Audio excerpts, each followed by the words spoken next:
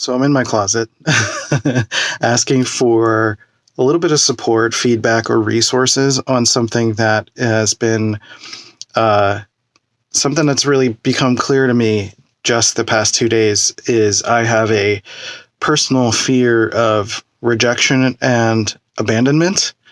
One of the reasons I keep posting on YouTube is because I do get a lot of great feedback from you on the work that I'm doing here, and it really does help me to keep going, and I do appreciate it, and please keep that up.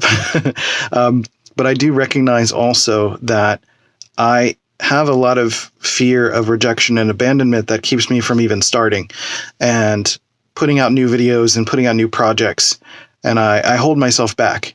I just start rummaging in my head around the different potential feedback that I could get, and it keeps me from even trying.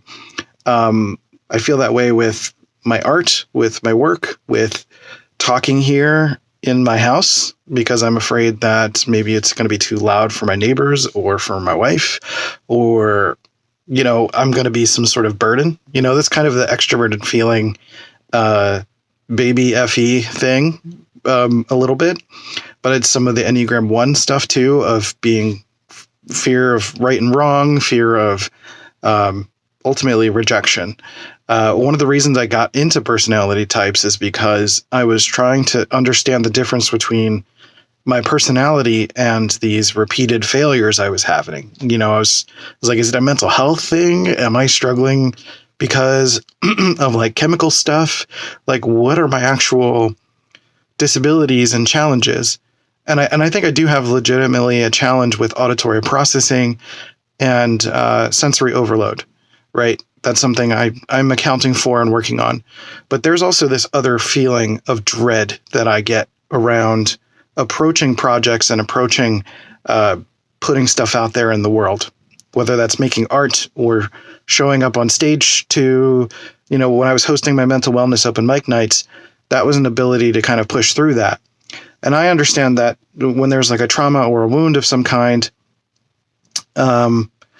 it's a situation in which it's not necessarily permission to avoid or abandon those things, but to go forward with intention.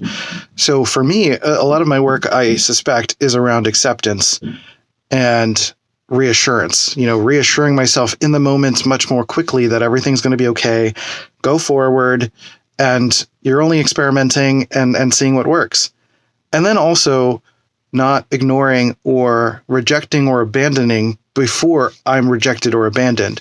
I think that's one of the reasons I stopped doing videos on this YouTube channel on dopamine, is because I was afraid that I would eventually start to get big enough, which is a weird, sort of superiority thing at the same time, big enough that I would be experiencing a lot more rejection.